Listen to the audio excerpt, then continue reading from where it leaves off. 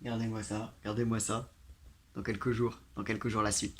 En attendant la suite de l'arabe du futur, et les vacances aussi, les vacances, beaucoup, beaucoup les vacances, on va patienter en parlant de chansons. En parlant de chansons. Mylène Farmer, j'avais beaucoup aimé parler de sa chanson, et j'ai l'impression que vous aussi.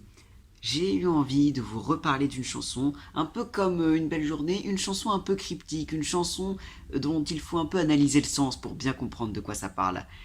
Et là, un éclair de génie, une chanteuse me vient à l'esprit, une chanteuse que beaucoup connaissent mais qui est plus trop de notre génération, et pourtant, Anne Sylvestre. C'est bien simple, si vous cherchez une artiste contemporaine engagée et féministe, les deux vont ensemble de toute façon, prenez Anne Sylvestre. Une superbe chanteuse qui a fait un nombre incalculable de musique. Comme Mylène Farmer, les paroles, elle y réfléchit. Ah, elle y réfléchit.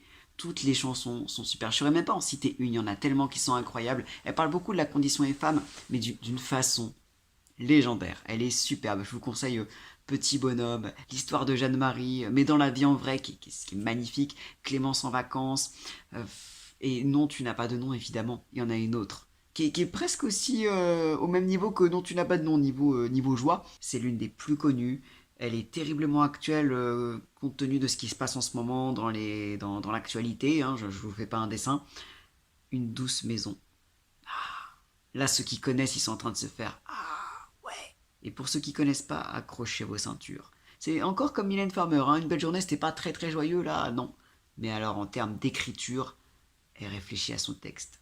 Tu vois, tu vois le titre Une douce maison, pas trop possible de savoir de quoi ça parle. Eh ben, on est là pour ça.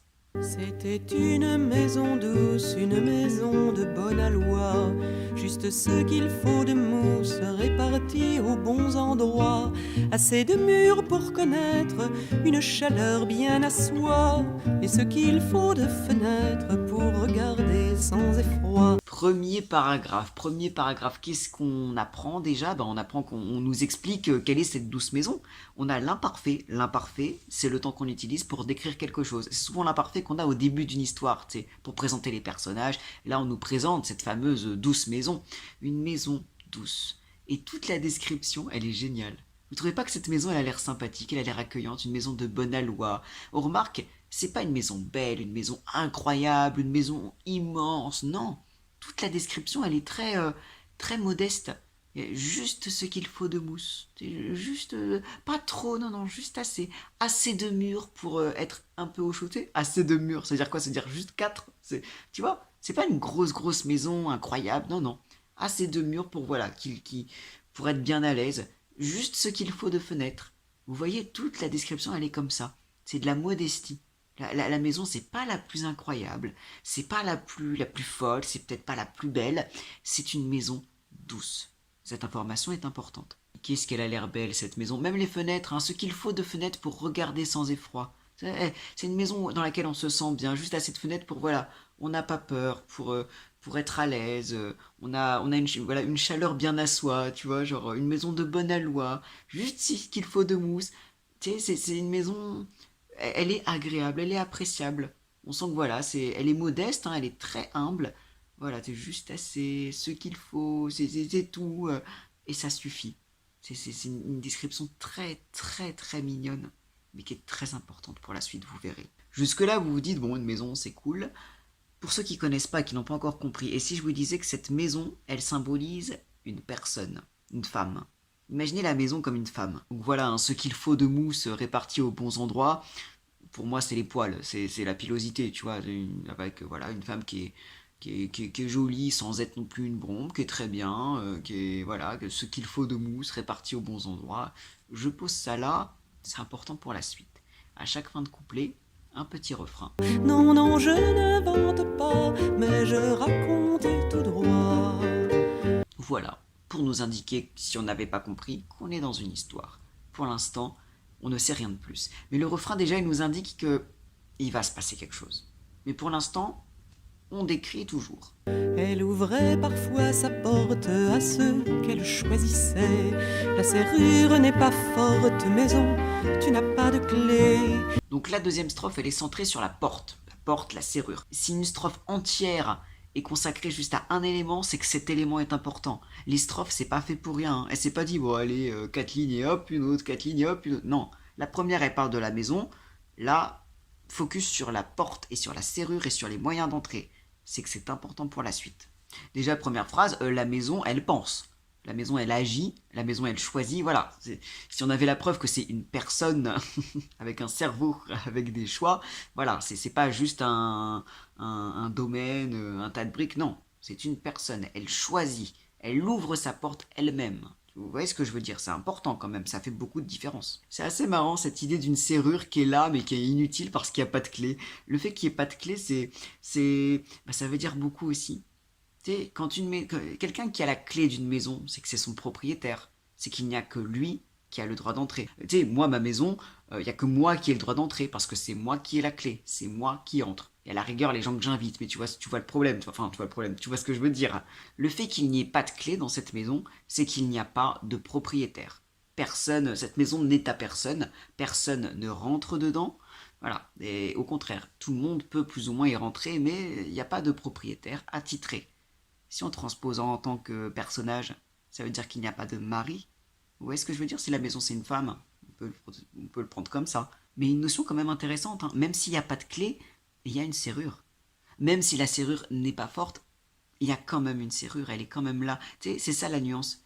La porte, elle n'est pas grande ouverte. Il y a une serrure qu'il est facile de briser, qu'il est facile de contourner. Tu vois, la serrure, bon, la maison, elle enlève la serrure quand besoin, mais il y a quand même une serrure. Ça veut dire, c'est pas au open bar, la porte ouverte, allez, tout le monde rentre. Non, elle ouvre sa porte à ceux, qu'elle choisissait. La serrure est quand même là. Mais voilà, tant que t'es à peu près convenable, tu peux rentrer sans clé. Mais voilà, ça c'est important aussi pour la suite. C'est pas non plus porte grande ouverte, non. Il y a quand même des règles. Pas les mêmes règles que d'autres, mais des règles quand même. La porte a une serrure.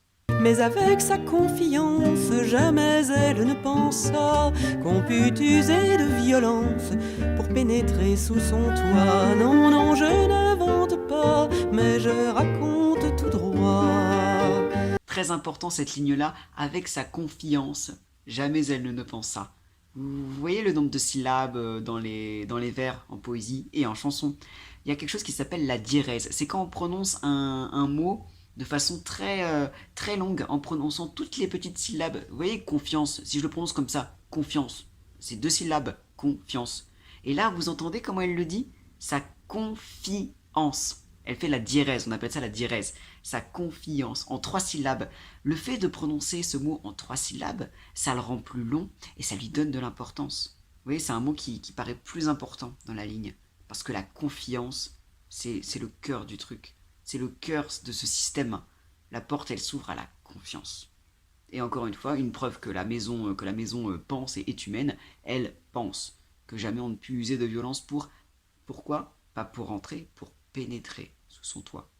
Et là, on commence à comprendre un petit peu. Si la maison, c'est une femme, la pénétration, est-ce que ce serait pas un symbole de la sexualité? Je le prononce comme si c'était une question. C'est complètement un symbole de la sexualité. Mais voilà, on a le décor. Elle n'a pas forcément de mari, enfin pas de propriétaire. La porte, bon, elle a une serrure, mais concrètement, si on est à peu près sympa, si on est digne de confiance, on peut globalement entrer. La maison nous laisse entrer. Voilà. Confiance. Ce qui est plutôt logique pour une maison qui est douce, à la base. Question de respect pour l'instant. Ok. La description s'arrête ici. Advint qu'un jour de malchance, une bande s'approcha. On sonne à la porte, on lance des coups de pied, ça et là. Dans cette 3e strophe, on a l'arrivée du passé simple. Le passé simple, dans une histoire, ça veut dire que l'action commence. Tu sais, il était une fois une petite fille, elle était machin, machin, et un jour, un loup arriva, voilà. Une bande s'approcha. Une bande. C'est marrant, les agresseurs dans cette musique ne sont jamais vraiment décrits. Une bande. Tu sais, c'est vaste, hein. On ne sait pas exactement qui c'est, qui la compose, combien ils sont, on ne sait pas. Il y a le pronom on ensuite. On sonne. On ne sait pas qui c'est. Et je trouve que ça rend la chose encore plus effrayante de ne pas savoir qui c'est. Tu sais, c'est une masse informe, c'est une bande. On n'en sait pas plus. C'est on. Voilà. Ça y est, un jour de malchance, une bande s'approcha. À plusieurs on s'encourage, on prétend qu'elle ouvrira. Et commence le saccage, la porte, on l'enfoncera. Non, non, je n'invente pas, mais je raconte tout droit. un truc que je remarque avec cette bande, c'est il y a beaucoup d'actes qui montrent qu'ils veulent être courageux. T'sais. À plusieurs, on s'encourage. Waouh, vachement courageux, hein, d'essayer de forcer une porte qui n'est même pas qui n'est même pas verrouillée à fond, tu vois, une porte qu'on peut facilement ouvrir tout seul. Ah ouais, on s'encourage, hein, parce que attention, hein, c'est quelque chose de fort, hein, tu parles. En plus, une bande, ça veut dire qu'ils sont plusieurs. À plusieurs, on s'encourage. Waouh, plusieurs contre une vieille maison isolée avec une faible porte. Vachement courageux, les gars. Oui, je m'énerve, oui, oui, mais quand même, c'est parce que c'est énervant. Tu sais, on prétend qu'elle ouvrira, ouais, voilà, mais putain, mais il n'y avait rien besoin de faire pour ça. C'est incroyable, ça. Tu sais, ça montre quelque chose aussi, tu sais, c'est une bande, ils sont plusieurs, et ouais, on s'encourage, hein, allez, du cœur à l'ouvrage, hein, c'est un grand défi, tu parles. Et vous voyez la fin, la porte, on l'enfoncera. On n'est plus dans le passé simple, on est dans le futur. Voilà, on l'enfoncera, on va l'enfoncer, on sait déjà ce qui va se passer. Et d'ailleurs, la porte, on l'enfoncera, ça y est, on est du point de vue des agresseurs. Là, cette phrase-là, c'est pas nous qui la disons, c'est pas la chanteuse c'est les agresseurs qui parlent comme ça. On a leurs paroles, on est de leur point de vue, et c'est dégoûtant. Sauvagement ils pénètrent, dévastant tout devant eux. Ils obligent les fenêtres à s'ouvrir devant le feu. Plusieurs choses arrivent dans cette quatrième strophe. Déjà, on change encore de temps, on n'est plus dans l'imparfait, on n'est plus dans le passé simple, on est dans le présent. Là, toute la douleur, toute la violence, elle est dans l'instant. C'est pour nous la rendre encore plus vive. Ce qui se passe là actuellement, donc l'agression sexuelle, hein, le viol, si vous n'avez pas compris, c'est maintenant qu'on le vit. C'est pour le rendre encore plus percutant. Ça s'appelle du présent de narration. C'est quand on pourrait le faire au passé simple et y pénétraire, mais non, au présent, pour montrer, pour la rendre encore plus vivante. D'ailleurs, on remarque le pronom on est remplacé par le pronom il. Encore une fois, on n'en sait pas plus sur l'identité, hein, c'est il, c'est on. C'est des choses, on ne sait pas qui c'est, on ne sait toujours pas leur nombre et on ne veut pas savoir. Par contre, ce qu'on voit, c'est une deuxième utilisation de pénétrer. Sauvagement, ils pénètrent. Encore une fois, l'allusion sexuelle, elle est plus qu'évidente. Avec leurs couteaux, ils gravent des insultes sur les murs et s'en vont faisant les braves quand tout n'est plus que blessure. Non, non, je n'invente pas, mais je raconte tout droit. Cette réplique-là est hyper importante. Avec des couteaux, ils gravent des insultes sur les murs. Alors des insultes, c'est évidemment les insultes qu'a dû se prendre la maison. Ça montre aussi la violence verbale que se prennent les victimes de viol. Parce que tu sais, un viol, c'est pas juste. L'agression sexuelle, c'est pas juste la pénétration en soi, même si c'est déjà horrible. C'est aussi la violence verbale, les insultes que se prennent les victimes. D'ailleurs, des insultes à caractère sexuel, c'est-à-dire un gars qui traite une meuf de salope dans la rue, ça fait partie des agressions sexuelles. C'est une insulte à caractère sexuel. C'est la même chose. C'est une agression sexuelle. Et d'ailleurs, des insultes sur les murs, ça peut aussi symboliser la violence psychologique. Les insultes, les choses horribles, tu sais, parce que traiter quelqu'un de salope, peut-être que c'est ce que la victime elle pense d'elle, tu vois. C'est la situation dans laquelle elle est mise. Donc c'est hyper important d'en parler. Et dans cette chanson, tu vois, toute cette violence verbale, a des insultes sur les murs, des insultes, c'est au même titre que la vraie violence, des fenêtres qui s'ouvrent, de la maison qui est dévastée. C'est au même titre. La violence psychologique, elle est au même titre que la violence physique. Et d'ailleurs, elle est pas juste. Ils ont pas juste insulté la maison. Ils gravent au couteau sur elle des insultes. Sous-entendu, deux sous-entendus. Le premier, c'est encore une fois que c'est de la violence au même titre que physique, hein, parce que là, voilà, ça passe par le physique, et surtout, puisque c'est gravé au couteau, ça ne va pas s'en aller. Ça va rester aussi longtemps que le reste de la violence. Tu vois, comme juste une ligne peut être importante. Là, ça nous montre que, ouais, la violence psychologique, tout ça, celle qu'on ne voit pas, juste les mots, ça fait autant de dégâts que la violence physique. Ça reste tout autant. Cette réplique-là, pour moi, c'est la plus percutante de toute la musique. Et à la fin, on note encore, hein, ils s'en vont en faisant les braves. Hein, ouais, on est trop fort, hein, faisant les braves, vraiment. En s'y mettant à plusieurs pour dévaster une pauvre maison isolée, abandonnée et fragile. C'est de la merde, vraiment. Tu vois, encore, hein, une réflexion de, ouais, ils font les courageux, hein. Tu sais, pour eux, ah, on est fort d'avoir fait ça, on est des bonhommes. Combien d'hommes font ça, exactement? Combien d'agresseurs se disent, ah ouais, je l'ai bien soulevé, là. Il n'y a aucune fierté à avoir, vraiment aucune. Faisant les braves, c'est minable. C'est pour montrer ça hein, qu'elle a mis ça. Hein. Et d'ailleurs, quand tout n'est plus que blessure, c'est terrible. Tout. Le pronom tout. Tu sais, c'est pas la maison qui est blessure, c'est pas l'intérieur de la maison, tout. On est du point de vue de la maison, du point de vue de la victime. Pour la victime, c'est le monde entier qui se résume à une blessure. Plus rien n'existe. Tout n'est plus que blessure. C'est terrible cette phrase. La maison depuis ce crime n'a plus d'âme ni de nom, mais elle n'est pas victime, c'est de sa faute, dit-on. Voilà, le pire moment est passé, enfin le moment de l'agression est passé. Les résultats, hein, plus d'âme ni de nom. Symboliquement, la maison est morte. Si, vas-y, elle a plus d'âme, elle a plus de nom, elle n'a plus d'identité. Et c'est ce que disent beaucoup de victimes de viol d'ailleurs. T'as l'impression qu'elles disent, bah en fait c'est comme un meurtre mais psychologique. Ça leur a tout enlevé. Le viol est égal au meurtre. Contrairement à ce qu'on peut dire aujourd'hui en mode oh, mais il n'y a pas mort d'homme. Ouais, non, mais il y a viol de femme. C'est ce que disent beaucoup de gens sur l'affaire qui est en cours. Et je suis tout à fait d'accord. Elle n'a plus d'âme ni de nom. Même si ça paraît gentil, non, c'est comme une mort. Et c'est là que c'est intéressant d'utiliser une maison pour parler d'une femme. Parce que la maison, du coup, elle est vraiment dévastée partout, elle est vraiment détruite physiquement, tu vois. Donc c'est pour ça, c'est pour montrer ça. Et c'est marrant d'ailleurs, parce que on parle de crime, tu vois, depuis ce crime, mais elle n'est pas victime. C'est marrant, ça t'est. On dit que, ouais, c'est un crime qui s'est passé. Mais non, elle n'est pas victime. Tu m'expliques comment elle peut ne pas être victime? Tu vois, là encore, c'est intéressant de montrer, ouais, elle est victime d'un crime, mais non, enfin, pas victime, pas exactement. Bon, il y a eu un crime, mais il n'y a pas eu de victime. Comment peut y avoir un crime et pas de victime? Et d'ailleurs, oh, bah tiens, bah on retrouve le pronom on, le pronom indéfini on, hein, c'est de sa faute, dit-on. Là, ouais, on n'est plus du point de vue des agresseurs, mais guère mieux, hein. On est du point de vue de ceux qui vont juger. Des voisins, des amis peut-être, des gens à la télé ou dans les parages, genre, hein, pareil que machin. Il paraît qu'elle a fait preuve d'un peu de coquetterie, avec sa toiture neuve et son jardin bien fleuri. Non, non, je n'invente pas, mais je raconte tout droit. Et vous avez vu ce qu'on lui reproche? Elle a fait preuve d'un peu de coquetterie. Genre, hein, elle voulait trop attirer. Ah bon? Ah mais pourtant, dans les premières strophes, c'est pas ce qu'on nous a dit. On nous a pas dit, ah, c'est une maison qui aime plaire, elle veut attirer, non? On nous a au contraire dit que c'était une maison bah, tranquille, pas plus qu'une autre, qui était plutôt petite, modeste, voilà, où il fait bon vivre, mais sans en faire des kilos. Donc tu parles, hein, il paraît qu'elle a fait preuve d'un peu de coquetterie, mais tu parles, mais pas du tout. Hein, avec sa toiture neuve, son jardin bien fleuri, on nous en a pas parlé, hein. Nous, on nous a juste dit, bon, elle a 4 murs, c'est déjà pas mal. Elle a bon des fenêtres, c'est pas mal. C'est uniquement ce qu'on nous a dit. Elle a un verrou, bon, un verrou un peu pété, mais un verrou quand même.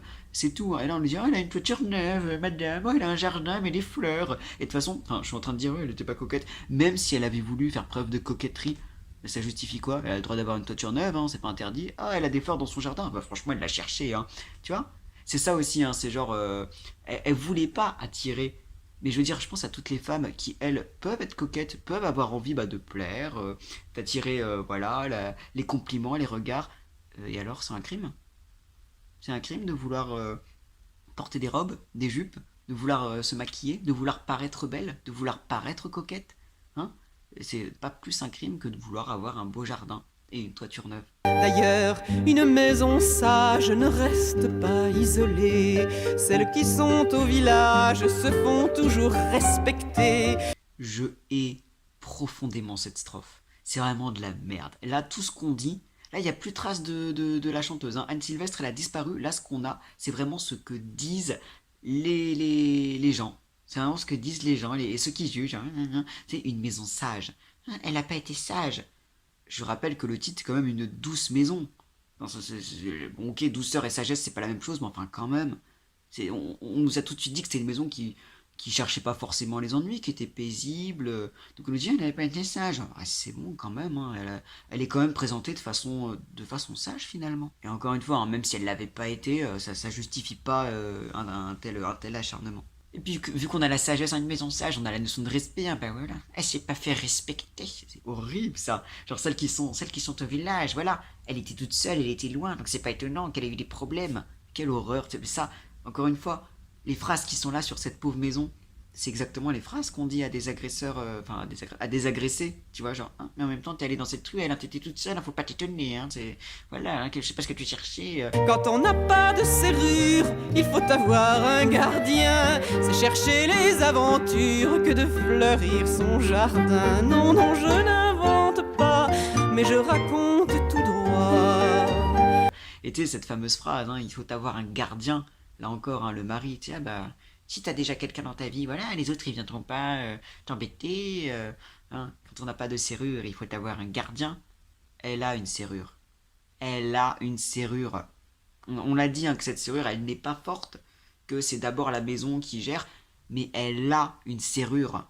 C'est ça, c'est le côté. Imaginez il y a la maison, genre une femme bah, qui va un peu avec qui elle veut, avec plusieurs partenaires, parce que bah voilà, elle a envie, mais qui gère quand même qui.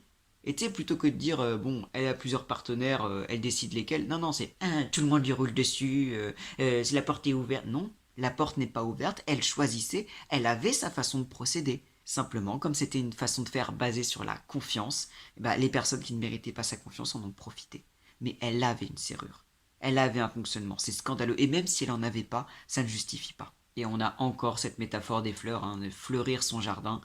Rien d'étonnant à ça. Dans la littérature, dans les textes en général, les fleurs, c'est souvent une métaphore de la sexualité. Fleurir son jardin, voilà, hein, ça date pas d'aujourd'hui, hein, les roses de la vie, mignonne, allons voir chez la rose, j'ai rencontré ma mort sur un bouton de rose, et que des trucs comme ça. Le sexe, c'est les fleurs. Voilà, si vous voyez des fleurs dans un texte, surtout en poésie, c'est le sexe. Voilà. Voilà, et oui, désolé de briser votre immersion, mais encore une fois, c'est pertinent dans la strophe. Si vous passez par la route et si vous avez du cœur, vous en pleurerez sans doute, c'est l'image du malheur. Mais rien, pas même vos larmes, ne lui portera secours. Elle est loin de ses alarmes, elle est fermée pour toujours. Non, non, je n'invente pas, mais je raconte tout droit. Alors là, encore une fois, changement de personne. On a un vous. Là, c'est Anne Sylvestre elle-même qui nous parle et qui nous parle à nous. Ça sous-entend que la morale est arrivée. Ça sous-entend la fin de la chanson. C'est comme à la fin d'une histoire, il y a une petite morale qui s'adresse au lecteur. La morale a l'air d'être arrivée, puisqu'on s'adresse à nous directement. Et on nous précise, hein, ah, cette histoire elle est triste, hein, oui, oui, bah oui, oui. Déjà, on nous dit que c'est normal si on est triste, que c'est pas un exploit de dire, oh là là, je suis attristé par ce sort. Elle dit, oui, oui, bah, vous pleurerez sans doute, tu sais. Parce que, bah oui, oui, évidemment que c'est horrible. Tu sais, elle précise, hein, si vous avez du cœur, tu sais, sous-entendu, bon, si normalement vous êtes humain, oui, vous allez être triste, hein, parce que c'est l'image du malheur. Donc sous-entendu, voilà, bon, si tu pleures, si t'es triste, hein, c'est pas que t'es quelqu'un de généreux à fond, non, c'est juste, c'est le minimum. Mais elle précise, les larmes et tout le reste, c'est pas ça qu'on attend. Si j'ai raconté l'histoire de la maison violentée, c'est pas pour qu'on puisse croire qu'il suffit de s'indigner. Il faut que cela s'arrête, on doit pouvoir vivre en paix, même en ouvrant sa fenêtre, même en n'ayant pas de clé. Non, non, je n'invente pas, moi je dis ce que je dois. Voilà ce qu'on attend. Voilà ce qu'on attend dans cette dernière strophe qui est la suite de la morale. Là, cette fois, pour la première fois, on a un jeu. Anne Sylvestre, elle continue sa morale et continue de nous parler et de nous dire, voilà, le fait d'être triste pour la maison et donc pour les femmes, ouais, c'est bien, mais enfin, c'est le minimum. Mais il suffit pas d'être triste, hein. Parce qu'effectivement, la maison, hein, elle est fermée pour toujours. Maintenant, c'est trop tard. C'est bien beau d'être triste après coup. Mais là, maintenant, le but, c'est de faire en sorte, bah, comme elle a dit, il faut que ça s'arrête. C'est pour ça qu'elle a fait cette chanson, pas pour qu'on dise, oh, les pauvres femmes qui sont victimes. Non. Le but, c'est d'arrêter que ce soit des victimes. Et c'est pour ça que ce cri il est fort, il faut que ça s'arrête. Et là, une dernière fois, le pronom on. On doit pouvoir vivre en paix. Cette fois, ça désigne ni les agresseurs, ni les autres, mais les victimes. Ça désigne les femmes. On doit pouvoir vivre en paix. Ça y est, la maison, la métaphore de la maison est abandonnée. La maison, c'est les femmes. Cette maison douce, ce sont toutes les femmes. Incroyable. Heureux, alors, j'ai complètement oublié d'en parler pendant que je filmais, mais un détail sur le dernier refrain. Vous avez remarqué que cette fois, elle dit pas moi je raconte tout droit. Elle dit moi je dis ce que je dois. Ça, c'est le message. C'est qu'elle fait pas cette chanson juste pour raconter une histoire. C'est parce que c'est le devoir de parler de ça. C'est le devoir d'en parler et de raconter. Et ça aussi, c'est un superbe message et ça conclut super bien cette chanson. Message superbe, du début à la fin, une métaphore de la maison qui est très intéressante. Et voilà, la morale qui conclut parfaitement. Vous voyez, un texte, c'est réfléchi. On peut faire tellement de choses avec un texte. Alors, la musique est triste, hein. C'est une chanson qui est quand même assez triste, mais qui est tellement forte et qui résonne énormément en ce moment.